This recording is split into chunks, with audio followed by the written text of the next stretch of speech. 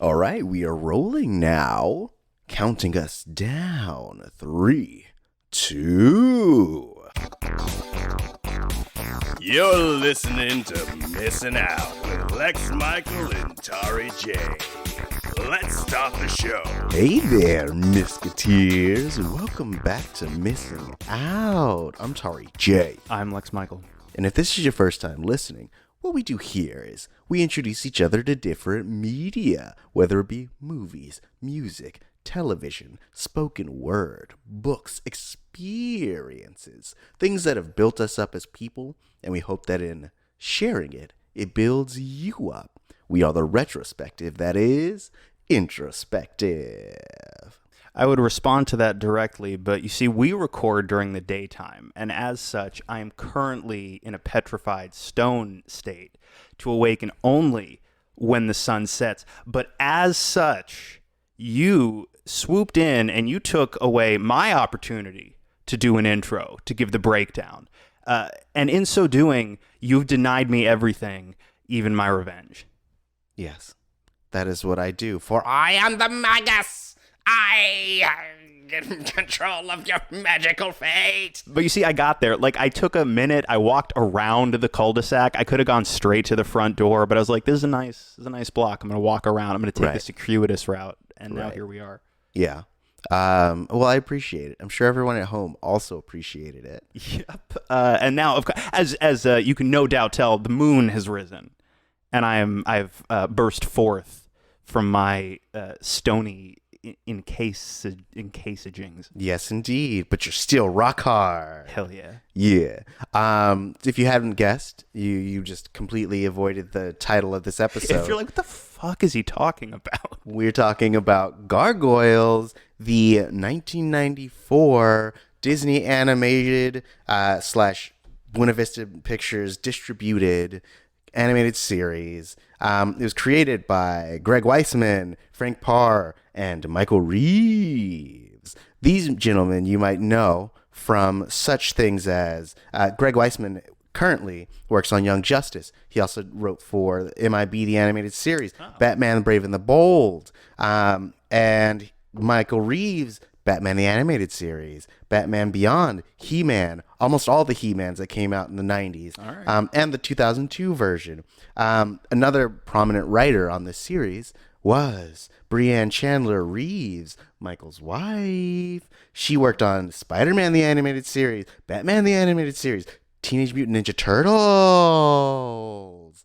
We had a star-studded group of people. Also, two of the main characters were from Star Trek The Next Generation. We got Xanatos, played by Jonathan Frakes. We got Demona, played by Marina Sirtis.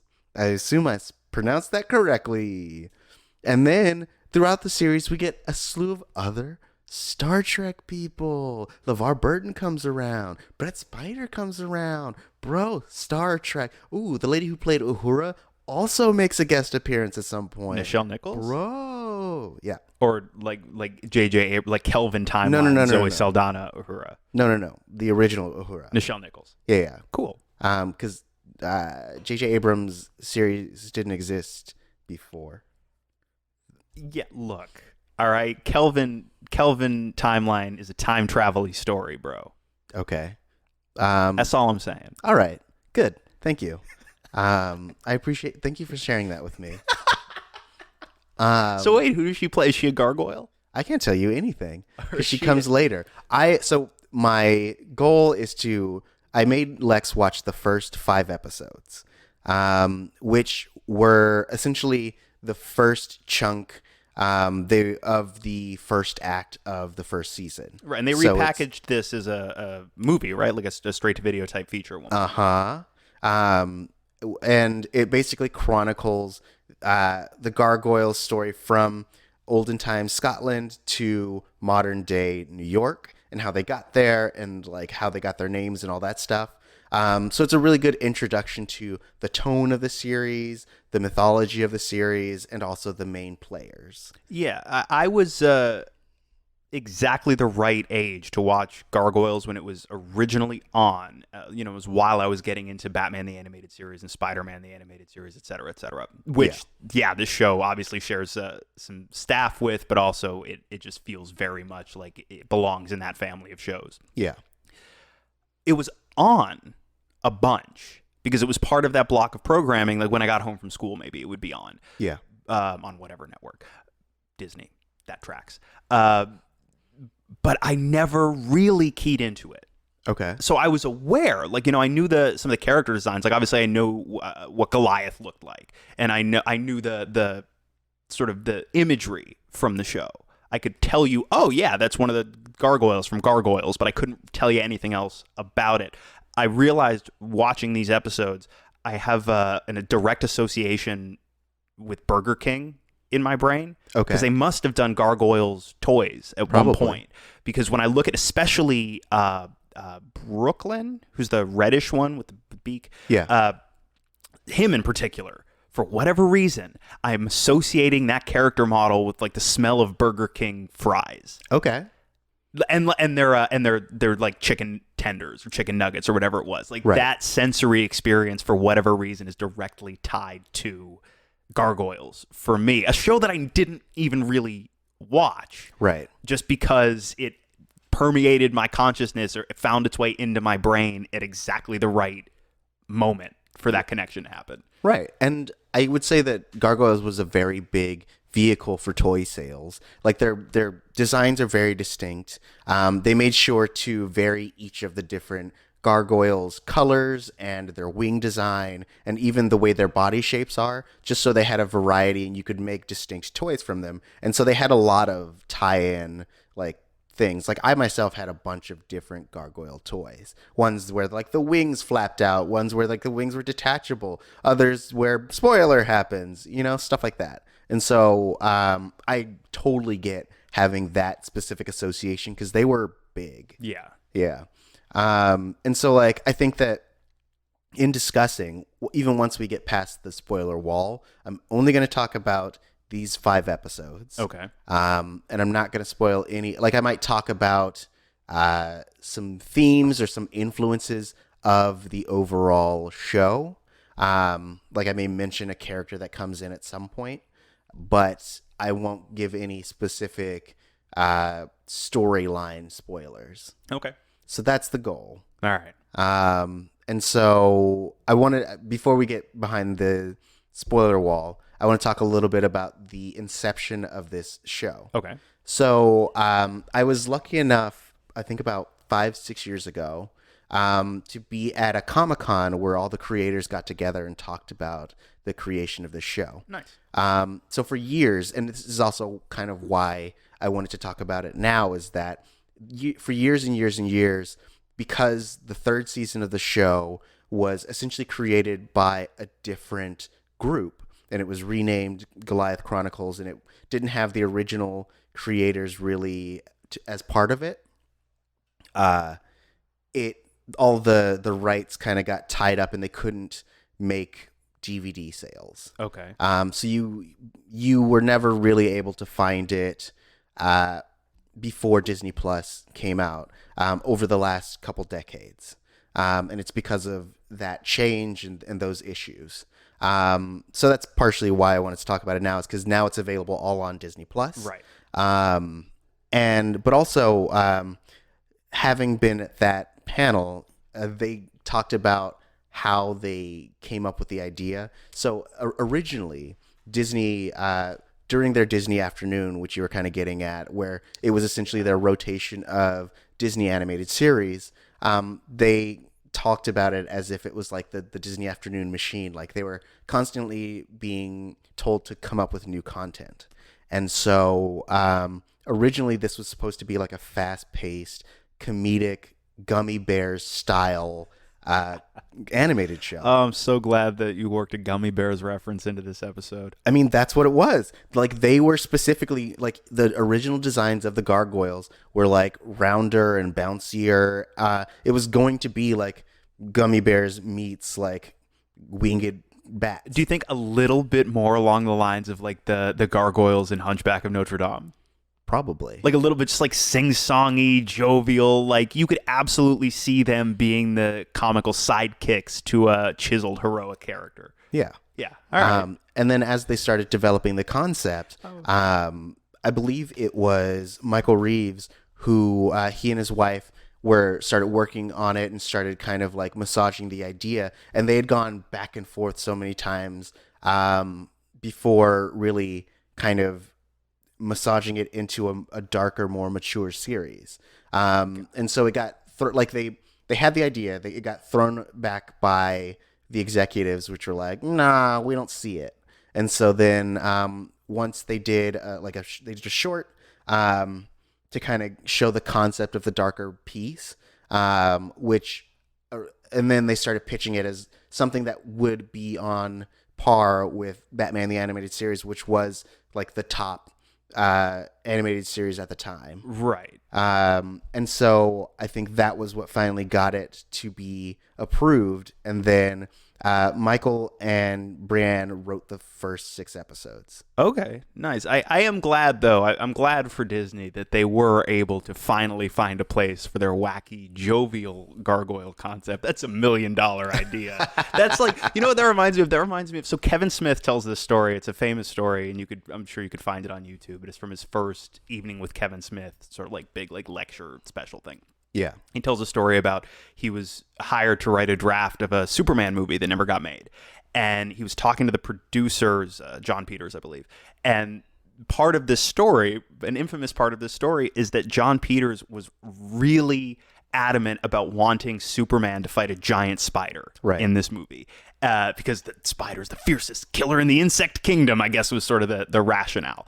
And of course, like Kevin Smith tried to accommodate that. I haven't actually read that draft, so I don't know if the spider exists in that movie, but that movie, of course, never got made. Right. Handful of years later, Kevin Smith is sitting in a movie theater watching Wild Wild West with Will Smith and Kevin Kline and Kenneth Branagh, produced by John Peters. And in the third act of that movie, spoilers for Wild Wild West, giant mechanical spider. Yep. And so it's that moment of like, good for that guy. Like he was sitting on what, at least to him, seemed like $1 million idea. What a shame it would have been to allow it to go to waste. So what a relief. There is balance and order in the world. They were able to resuscitate that concept and bring joy into the hearts of millions, countless families. Oh, It's a relief. I'm glad that you feel good about it. But I do dig that they were able to, that they were given the room, that they were trusted enough by Disney to take an approach that was a little bit more, if not adult, certainly a little bit more mature, a little bit more serious. And yeah, like it's not an accident that Batman the Animated Series is widely considered one of the seminal animated properties of that decade, right? Because it appeals to young people, but there's enough of an edge to it. There's enough going on that's compelling tonally that it can appeal to a much wider age range than just kids. Right.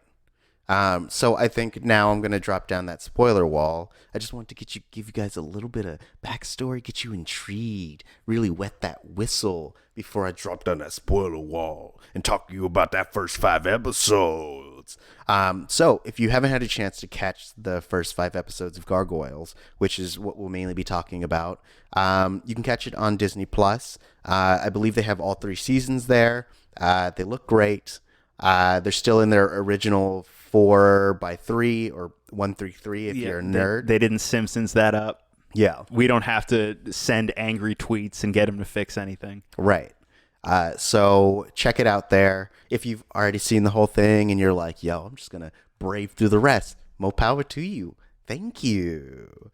So while we're here, while we're dropping down the wall, it's a slow fall. They have to crank the wheels while the wall goes down. It's a pre-year 1000 Scottish technology. Exactly. So while we're here, while we're waiting, don't forget to subscribe so you can get this in your feed every Tuesday. If you love what we're doing, maybe rate, maybe review, maybe leave us a little message, and we read 5-star reviews here on this show, baby. So if you leave one, you bout to hear it. Not right now, because you haven't left it yet. Or maybe you're leaving it right now. But leave it. Leave it. What? Hey, if I was listening, that call to action would have aroused me from my seat. I would have pulled over, left my car on the freeway, and just bounded into the trees to get home for some reason to my desktop computer so that I can leave a review with great urgency. Yes, because you type faster on a computer. Yes. Yeah, I get it. Makes sense. All right, so we're dropping down the spoiler wall. We'll be back right after this. All right, we are back. So, as I said, we made Lex Michael watch the first 5, entitled The Awakening.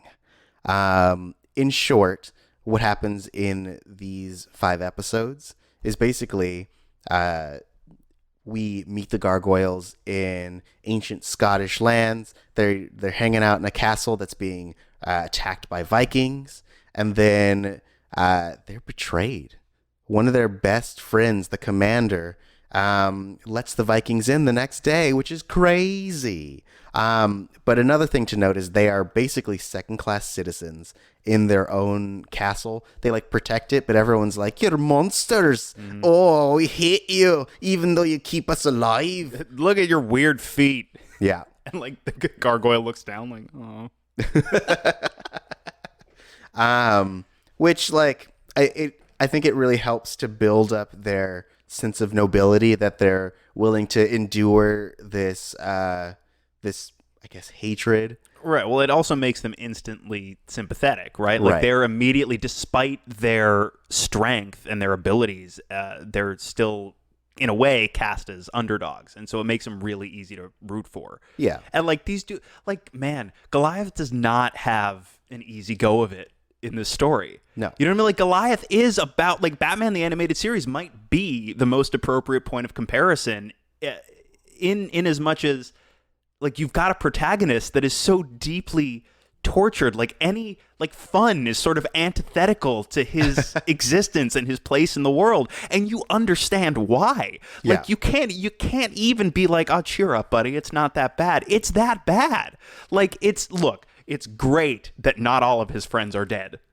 That's awesome. But that's where the bar is. You know what I mean? For Goliath, the best that can be said is, well, not all of my friends are dead. Right. Yeah. A lot of things happen in just this first, in the first 5 episodes. Let's go through the list. In this betrayal, every gargoyle gets murdered during the day except for him, his mentor, and three others and their dog gargoyle. Which I have some questions about that. All right. He's the 3rd-class citizen, I guess. He's still a gargoyle. Now, I haven't seen anything beyond these 5 episodes. Okay. So maybe there are other gargoyles in this mythology that are more domesticated animals than they are people-like. Okay. Maybe there are, maybe there aren't. But either way, I have a ton of questions. It's a little bit like how Goofy is a dog. Right. And Pluto is a dog. Right. But one of these dogs is allowed to wear clothes. Right. And communicate with language. Yeah. And one either is not capable or is not allowed to. And either way, I have questions. I mean, I would vote not capable. I was going to make that specific comparison to help kind of ease it into normie terms. But yes, I think that, but it's also that dogs are not a monolith, in that not all, some dogs are domesticated, some dogs are wolves, some dogs are foxes. The canine species as a whole definitely isn't just one singular thing. And so maybe one branch evolved into more bipedal existence, and then others just didn't. What's wrong with that? There's Lex? a weird and truly dark rabbit hole involving gargoyle eugenics that we could go down now, and I'm going to be the hero. Not a eugenics and guide thing. us away. No, it's evolution, baby. It's just like how when you're evolving Pokemon, some of them start off on four legs, and then by the end, they have like they're bipedal, they have giant wings, and they're like, I'm cool. And then other ones are like, I'm gonna stay on all fours. I'm good like this, yo. It's a biological choice. Interesting. Yeah. Do you know what? Maybe a better point of comparison that makes me, for reasons I can't quite explain, makes me feel a little bit better about it, is Land Before Time. You familiar with Land Before Time? Yes. How all the dinosaurs speak English and behave. Obviously they're quadrupeds for the most part. Yes. But otherwise, they communicate much like people do, with the exception of, I think his name is Spike. The sort of big, slow, sort of jovial one who seems a little bit like he's not all there, but then is actually not just the kindest, but also weirdly, secretly, sometimes the most adept at problem solving. Right. He doesn't really communicate. He sort of behaves often like he's a domesticated animal. And for some reason, that doesn't bother me. Yeah. So I feel better now. Yeah. I think the moral of this story is get over your ableism. So, anyways, no, we're moving on. We're done. We're done now. We figured out the moral, and now we're on to the next piece. Great. So all of his comrades get murdered, and then the comrades he had left get turned into perpetual stone in a way that you would imagine is impossible to escape from. And then once he comes back into the modern world, it turns out the guy who quote unquote saved him is also using and tricking him and tries to kill him. Goliath is having a bad day. And not for nothing, he gets a pass because they've all been asleep for 1,000 years and haven't been exposed to any popular culture whatsoever. Because if they had, they would know instantly that this dude has a bad guy name. His name is David Xanatos. That's not a good guy name on an animated television series geared towards younger audiences. Now, again, he gets a pass because he's been asleep for 1,000 years, has never seen an animated program, not a one, geared towards any audience. But if he had, I'd be very disappointed that they didn't clock this dude sooner. I mean, maybe they was just like, it just seems like a cool name. Yeah, look at the goatee he's got, or the beard thing. Yeah. No one dishonest has facial hair like that. Of course. And that ponytail screams honesty. Yeah, that's how you know he's cool. Exactly. But I do really like, though, of all the stories they could have told, their first big story out with these characters, I am so tickled by the reality that the story they told us. So we get the backstory with the Gargoyles about how, they were betrayed and they were frozen in stone and they wake up 1,000 years later. Yes. And they wake up and they meet this guy and he basically offers them a heist job. You know what I mean? They wake up after their 1,000-year slumber and this dude, this puppet master, is basically like, all right, I got one perfect score for you. And they literally heist it up and they go to steal data chips, essentially. You know what I mean? And I just thought that's a really sort of pedestrian story to tell with these guys. And in a way that's definitely not a value assessment. That's not even a criticism. I like it, actually. It just seems like such a pedestrian, common story choice to go with when you just establish this sort of bigger world, this mythology, this magic. And it's like, all right, got all that? Heists. I mean, yes, I think at its base level, it is definitely that. I mean, he works up to it a little bit. He stages robbery. He gets them on his side. He's in the same way that the story shows the Gargoyles as victims, he also does that to them. And then he's like, oh, I gave you a place to live. I brought you back to life. Can you help me with this one thing, guys? Oh, also, hey, I found your girlfriend. Oh, boy, look at her. Everything's so cool. I'm cool. But I do also... It's well, he does have that ponytail. I also, though, really feel like, and this is probably my modern sensibilities, that like I do love this aspect of Xanatos, that he's so rich and arrogant that he would try to, like, on a whim, like he didn't know that it was going to work, but on a whim decides, yo, I hear this legend about these gargoyles, so I'm gonna fly a castle and make it a part of my tower just on a whim, and if it works, I'm gonna use these motherfuckers to heist. You had to do heists. Right.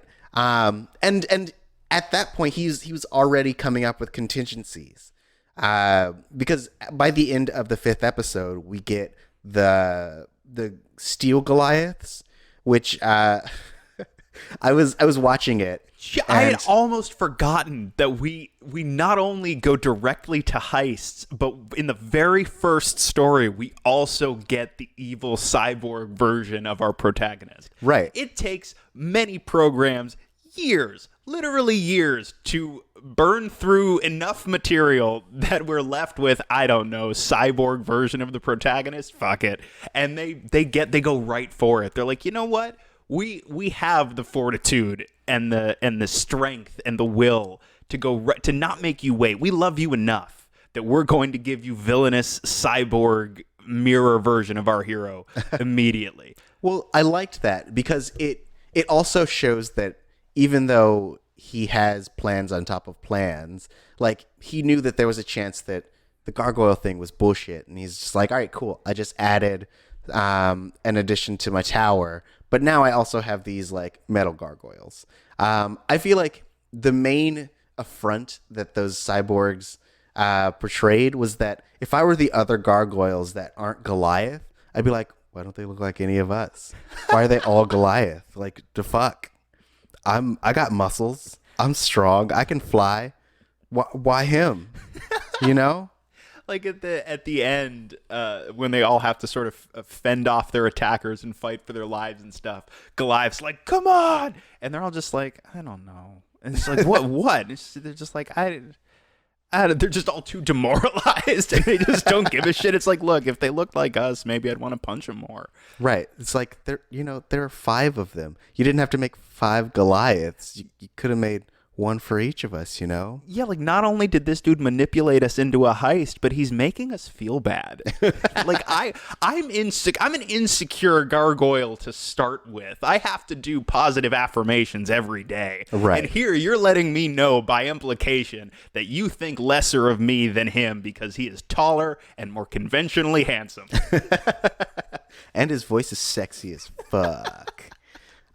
This was my first exposure to Keith David. Really? Yeah. I mean, this is the first time I had ever heard or seen him in anything that I can remember. Okay. And he does such a good job. Like, Yeah. this character is so layered and has to express so many different emotions over the course of just these 5 episodes. Like, he has to express stalwardness. He has to express sorrow, betrayal. He has to show empathy. He also has to be kind of inquisitive and fun, like, especially in the moments when the other crew are learning things about New York and they're like, yo, here's some new terminology. And he gets to really kind of play with that as being the straight man. And I think he does a really good job of all of those aspects. Yeah, and also being able to play moments that are very melodramatic without them feeling outright silly. As we've mentioned now a couple of times, real bad stuff happens to Goliath in this story. He does not have an easy go of it, and there are a couple of different points over the course of these 5 episodes where something particularly upsetting takes place, and he has to have the big, like, type moment. Yeah. And he's a big purple thing wailing at the sky, and that can be very, especially when you have to balance the sort of darker, more substantive, serious tone with something that can still, safer for kids. It can be very tricky to nail that balance tonally in a way that doesn't make those melodramatic moments feel silly. And I feel like he's able to walk that line really well. It's just, how like occasionally, there are plenty of amazingly talented voice actors that do amazingly talented work across a number of different shows. But every so often, there is a meshing of a vocal performance and a character, and it's just like, it's not just good, but like, oh, this just feels correct. Yeah. This just feels right. Like the way Kevin Conroy as Batman just feels right. Yeah. Yeah, I think he does very commendable, like noteworthily commendable work in this thing. I mean, the whole cast though is really good. Yeah. Yes, I feel like all of the voices really fit their character designs and like who they're playing. I also, that maybe because I've been watching it and I'm familiar with these characters. Right. They're the only like way that I can see these voices. But I mean the in the long run, all of the actors are like very well classically trained actors and have been doing this for, I mean, this may have started some of their careers, but also like some of them have just been in the Shakespearean realm of acting, which I imagine they were chosen because of, and this is where I get into themes, that like Gargoyles, in addition to old Scottish mythology, is also heavily influenced by Shakespearean mythology. Mm-hmm. And so they're at points throughout the seasons, like characters from Macbeth and Midsummer's Dream will show up throughout the show. Interesting. So Brett Spiner specifically plays Puck. Yeah, and he's a very like prominent character. That's interesting. I could see that. Yeah. And because also the way that it's written has a very big Shakespearean aspect to it, just in the way that, even in the way that the gargoyles get frozen in stone is in all of Shakespeare's things. It's a miscommunication. It's a misunderstanding. Mm-hmm. And so it is the result of someone expressing their rage in a way that they didn't realize was inappropriate. And so like that's the first bit of Shakespeare that we get. And I imagine that kind of came in a little bit from Greg Weisman, who used to be an English teacher. Oh, interesting. Yeah. And so I think that it really enriches all aspects of the Gargoyles storytelling. Yeah, and it really does draw into even sharper focus how great the work of this voice cast is overall, because you need a certain gravitas that feels genuinely authentic and grounded and full to not make this play, I mean, dumb. You know what I mean? Like, think about, like, all the concepts could be solid and everything else could be in place. The story could be in place on paper. The characters could be in place on paper. All of the influences, the mythologies, the histories that we're drawing from, all of that could be there. But if you do not have a voice cast that can actually ground it, that actually brings, and not just individuals, but as an ensemble, can bring that gravitas to it, then it's a bunch of weird, colorful bat people talking about Shakespeare, which is not, it just sounds, I mean, actually, I'm the audience for that. What I just described, that actually sounds great to me, but I feel like for a lot of people, that it's just not, it doesn't play. Right. You need something that makes it feel like this is, yeah, we're going to have a little bit of fun, but this is actually something worth taking seriously enough to invest in. Right. And another thematic thing is this idea of the tale as old as time, the Beauty and the Beast story with Goliath and Eliza Massa, who we haven't even really talked about, but she is, I do not quote me on this, but she is one of the first animated Latin American main characters in a Disney animated show. Interesting. And like, I think she's also half black based on what later episodes, because her brother who shows up later is black. But she's a great character. She's a New York detective. She's inquisitive, open-minded, empathetic, and she has a boner for Goliath. Yeah, so I picked up on that a little bit. I thought it was interesting, this character.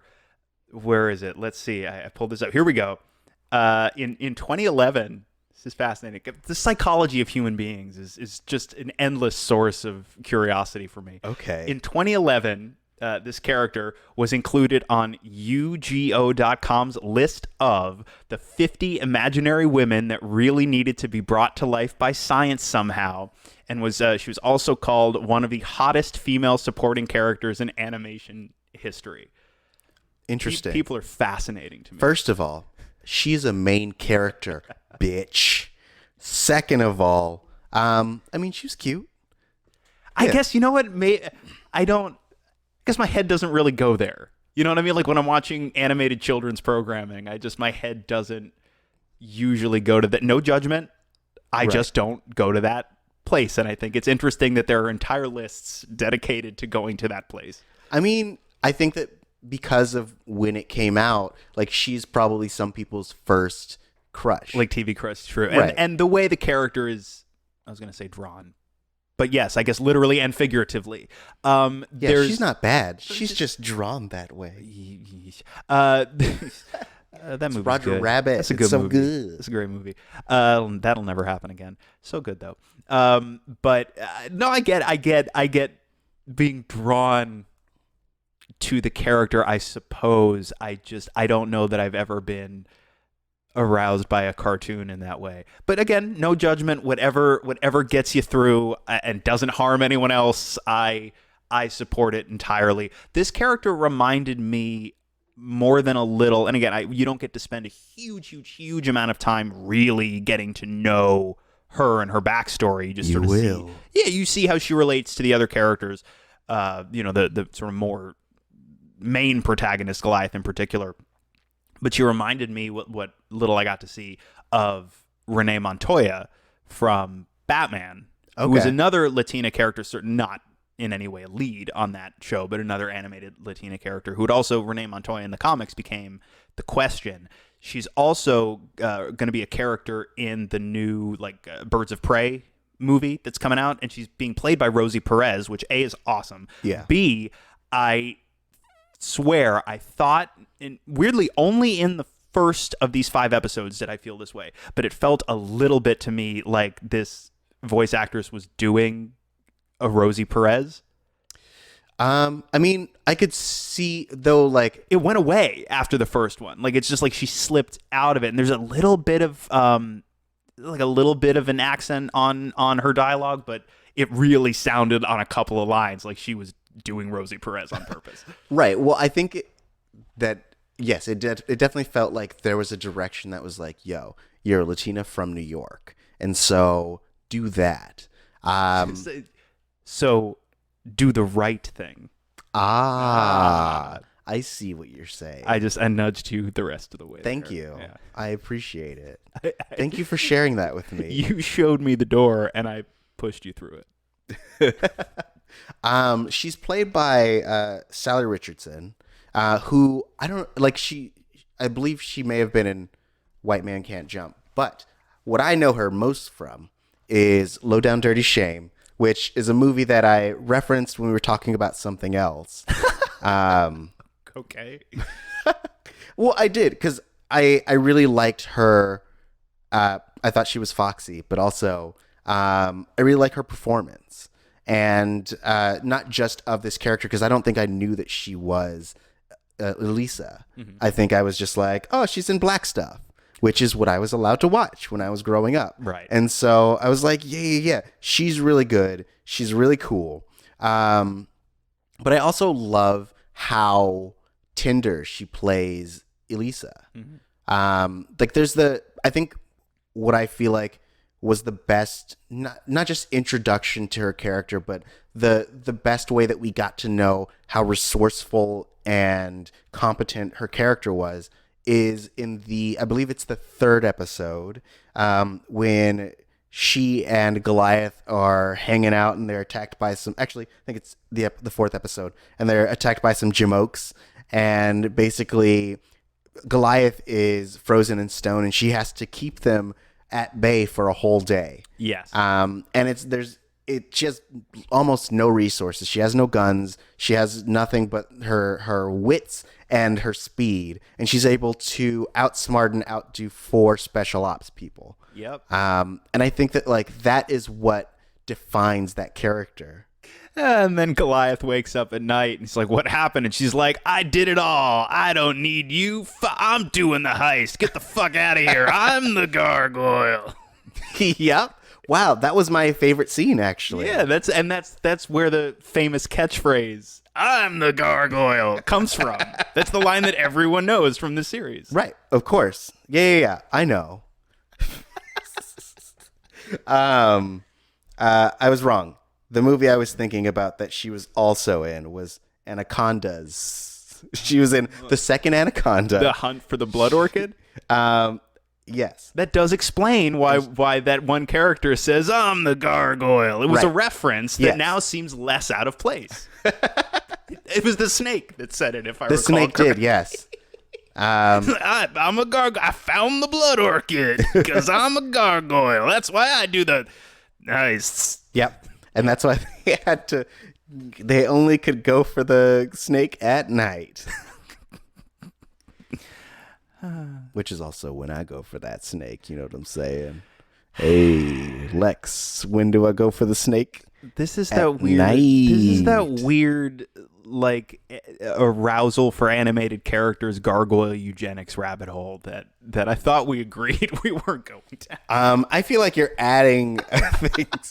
You're bringing your own layers to this, and I need you to really calm that down. But thank you for sharing with me. But I also really want to take a moment to talk about Demona, because I find her character to be very fascinating. Okay. She is essentially she plays the archetype that you see in a lot of shows. Like she is the Magneto or the Loki, MCU's Loki, where she is the dark reflection of our main protagonist in that she has gone through the same things, but her approach is to find the dark side of it. She believes that they are better than the humans, and so thus they should be ruling them. Right. I mean, in that sense, she's a lot more like Loki. Well, Magneto does have that, but Magneto's belief, his conviction, is actually rooted in being persecuted, not just for being a mutant, but obviously for being Jewish, whereas Loki's mostly just a punk. And in that sense, I feel like she's maybe, if it's as simple as, well, we're better than they are, we should rule them, then yeah, a lot like Loki. Well, I think she's more, I guess, based on your examples, she's more like Magneto in that the Gargoyles were persecuted in their time. They were the second-class citizens, even though they were doing them a service. She's like, you made that one guy walk around like a dog. Leave Bronx alone, okay? Can you just leave Bronx alone? He chooses to live that way. He's like Baby Yoda. You know, Baby Yoda chooses not to talk even though he's been alive for 50 years. Got it. Same thing. He wants other people to clean his shit. That's his deal. Okay? Get over it. It's just a thing their species does. Like that was actually the first test that we don't see on Dagobah with Yoda and Luke. Yeah. It's like, all right, master, what do I do? And Yoda's just like, frankly, I just want someone to clean my shit. Yes, exactly. But I really like her character because she brings the perspective that I think a lot of people would to the Gargoyles, in that, like, besides their big giant glaring flaw, like, they're bigger than us, they're stronger than us, they can fly. Why wouldn't they be kings in their own nations, you know? Right. But it's their kindness and their moral code that really keeps them from trying to dominate the human race. Right. I mean, back in their time, they would have been better off if humans weren't around. They could just hang out, hatch eggs, and fucking, like, eat goats or whatever. Be rocks for half of their lives without fear of being smashed into little bits. Exactly. Because like they'd still turn into rocks, right? Or was that just something like a person did to them at a certain point? No, it's their physiology to turn into stone. I guess that would, right? That would definitely be better for them if there were no people around. If it was me and I knew that half of my existence was going to be spent as a piece of rock, completely helpless, defenseless against attack, or the only reason the elements don't completely erode me is because I do wake up every day and shake the rock off. Right. But yeah, if I knew, if I could sort of go to sleep content in the knowledge that nobody was likely to come along and swing a sledgehammer at me, ending my life, like killing me in my sleep, essentially. Yes. I think I'd sleep a little better. Right. So, like, I mean, but Demona is the one who's most likely to be like, you know what? Human genocide. How about that? And if not for Goliath's great leadership, everyone else would be like, yeah, let's do it. She's just like, she's standing on the side of the road, like in front of some shops, handing out eugenics pamphlets and stuff. Yeah. Yeah. See, we made it all the way back to eugenics. Yep. Just for Gargoyle you, eugenics. Lex, because that's your thing. That's what you love. I do. I call out eugenicists wherever I see them so that we can put a stop to that horrifying and destructive practice. Right. Yeah. Because, yeah, it's your kink, right? Anyways, we're moving on, Lex. Punishing the wicked? Yes, that is what does it for me. Absolutely. But here's the big question. Yes. If you could be a gargoyle, what would be your design and what would be your name based on the way that they name themselves? Ooh. Okay. Give me a second. Let me think about it. Okay. My design, because I feel I would definitely not be Goliath. I feel like everybody would want to be Goliath, but that's like saying I'd be Captain America, or right. I'd be Sad Captain. I'd be Sadtin America. But I think I'd be more like something closer to Brooklyn, probably. Okay. But I feel like my face would not be as long. Oh, okay. Like he's got a long face. I feel like I don't have like a squished face. Why the long face, Lex Michael? Stop that. I feel like my face is not angular enough. I feel like my head is rounder than that. Okay. But I would definitely want the wings. I feel like if I was a gargoyle with no wings, I'd be bummed out. Right. I'd be like, look at him go, look at me not go. Yeah. So I think, yeah, like closer to that, but with a rounder head. Probably about the same height. All right. He looks like an averagely heighted gargoyle to me. Yeah. You're just like a regular tall, lanky dude. Yeah, with a beak. Right. So I feel like I would be so like approximating that, but I feel like I wouldn't be red. I feel like I would either probably be blue. I feel like if it was me, I'd be blue. All right, like a light blue or dark blue? Like a royal blue. Okay, Yeah. Nice. That's a any like highlight colors, because the inside of their wings are a slightly different color. Right. So I mean, any highlight color, any like flare. I feel like it might be like a teal, but I also feel like if it was up to me, I would do how people will do their nails to like accentuate, right? Like they'll sort of they'll dress up what's already there. So I feel like naturally it might be a teal color, but every so often, if I was so inclined, I could go and just sort of like color it differently. Okay, Yeah. Cool. Yeah, we have spray paint. Yeah, That's cool. Well, but what would your name be?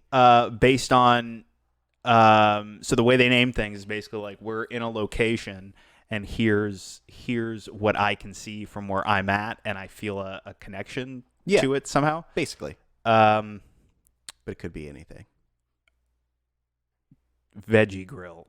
Okay. I would be All right. Veggie Grill the gargoyle. Nice.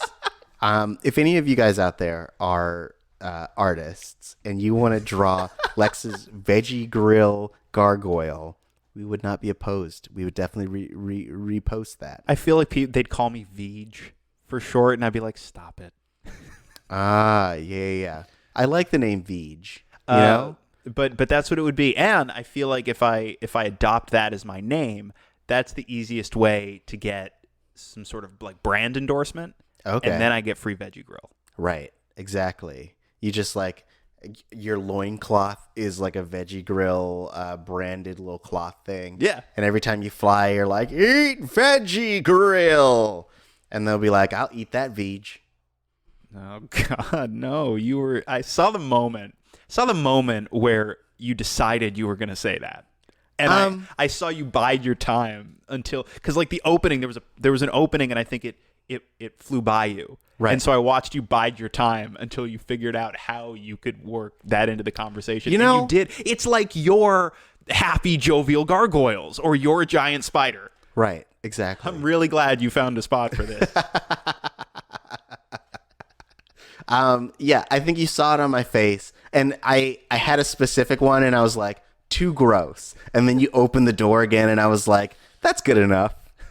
That's the spirit. Yep.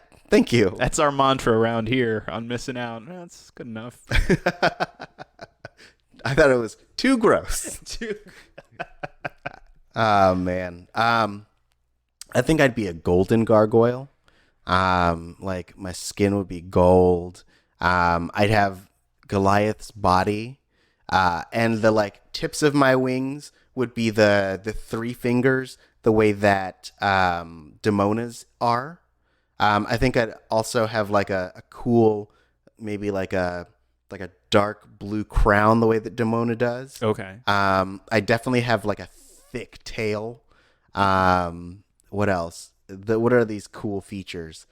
I would definitely want opposable thumbs. Yeah, everyone has opposable thumbs. I know, but I feel like there's got to be a version of this where you end up without thumbs. Maybe. I mean, I guess Bronx doesn't have thumbs necessarily, but I think Bronx can hold things. But again, we really have not nailed down what's happening there. So It's a dog by choice. It chose to be a dog so that people clean up its poop. It's a choice, Lex Michael. Anyways, yes. And my loincloth would go up around my shoulder like a toga. And I think my name would be Hollywood Boulevard. Because I'm flashy and have no substance. Would you go by Holly B? Yep. I'd be like, hey, it's me, Holly B. Listen to my album. I used to strip. Wow. Yeah. All right. Oh, in the reality of this character. Yeah, you created a whole backstory. He used to strip, but now he raps. That's why your character feels more fleshed out and fully formed than mine, is because you actually did the work. I always have a backstory with any character. I mean, I mostly stole Cardi B's backstory, but who cares? Yeah. All right. So, as we say around here, that's good enough. Too gross. So do you have any last thoughts about Gargoyles, the animated series? I mean, I'm glad I have a greater frame of reference for it. Like, I am just aware enough of it, or was just aware enough of it, that it did give me something of a nostalgia response. But as I mentioned earlier, it has more to do with Burger King, I think, than the actual animated show itself. Right. So I'm glad that I'm glad that I finally saw it, because it was such a present thing. Yeah. You know, when I was exactly the right age for that show, and it just never really ended up on my radar the way a lot of other shows at that time did. So I think you should keep watching it. Yeah, I got that. Pick that up. Yes. I think that you would really enjoy it. You're not like a giant Doctor Who fan. I like it. But in the second season, you really get a feeling that the writers are Doctor Who fans. In that there's a whole arc. The second season is about 52 episodes. And wait, did you say the second season was 52 episodes? Yes. Animated shows in the 90s were wild. Yes. Because it was, they had to feed the Disney afternoon beast. And so, but they managed to do a lot of really cool things in that second season. And they really managed to pull everything together in a way that is fulfilling and sad and deep and meaningful. Don't watch the third season. It's non-canon. Okay. We've completely disowned it. Yeah. All right. It's not canon. The creators will tell you not canon. They went back and did like I know they did some comic book stuff. Like, is there anything beyond the second season of the show that is considered Gargoyles canon, or is it just really those first 2 seasons and everything else you could take or leave? I would say first 2 seasons, everything else you can take or leave. But I think that like the second season is so well done, and it like really builds out the world of Gargoyles. And like there's an arc that they call the Avalon arc that I think it's very Doctor Who-y, but it's also just really meaningful for the characters of Goliath and Lisa. So I think that when you have the opportunity to finish the series, I think that you'll come away with it really having enjoyed it. Okay. I mean, I've got Disney Plus, so I can see all of it. Even the stuff that I've just been informed, to my great shock, is lies. I think also because the show was made for kids, like the episodes are about 20 minutes. They blow by really fast. They really do. Yeah. So all of you guys out there, check it out. It's very well made, very well. The story, very well. The art's great. The story's great. They do show good. Yep, it's so good. And I think that it still holds up, I think is the main thing. Like in the first few episodes, there are some times where you're like, they really rushed that animation. It's because they had to get it out very quickly. But as the show goes on, their budgets get bigger. The voice cast gets insanely, like so many cameos. And you'll start to recognize different actors, and you'll be like, oh my gosh, I didn't even realize they were in this, because it just becomes something that like people wanted to be a part of because of how great the storytelling was. Yeah, and it's nice to hear that it does generally hold up, because there are a number of shows from that era that don't quite as well. Yeah. You know what I mean? Like a lot of the animated DC Universe stuff still works. You know, like Batman the Animated Series is still great. Superman's still great. A lot of the Justice League stuff still great. But a lot of the other, let's say, superhero animated series of the day, even the ones people have the most nostalgic attachment to, maybe didn't hold up quite as well. Yeah. I mean, I think the only thing that might not hold up about the series is the fact that it takes place in New York in a pre-9/11 era. And so like at some point, I'm sure that they passed the Twin Towers and you're like, eee! Yeah, but it's not like Rambo 3 where he's fighting like on the side of the Taliban. You know what I mean? It's not like The Living Daylights, the Timothy Dalton Bond movie, which is actually pretty good, by the way, where he's essentially teaming up at the end with the Mujahideen. You know, like it's not quite like that. That's true. That's why is it right? That's why they disown the third season. It's just Goliath and the Taliban just riding around killing people. Yep. He's like, you know what? Timona was right. And the other gargoyles are like, where was he radicalized? The internet doesn't exist yet. Anyway, none of that happens. That's the scheme, though. That's Xanatos' master plan, is to invent the internet and use it to radicalize gargoyles to do heists. And it works.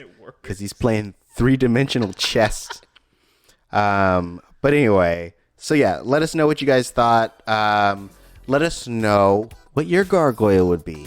What would its name be? What would it look like? What are the specific gargoyle features that you would adopt? If you want to draw it, send it to us at Missing Outcast. That's MISSING OUTCAST.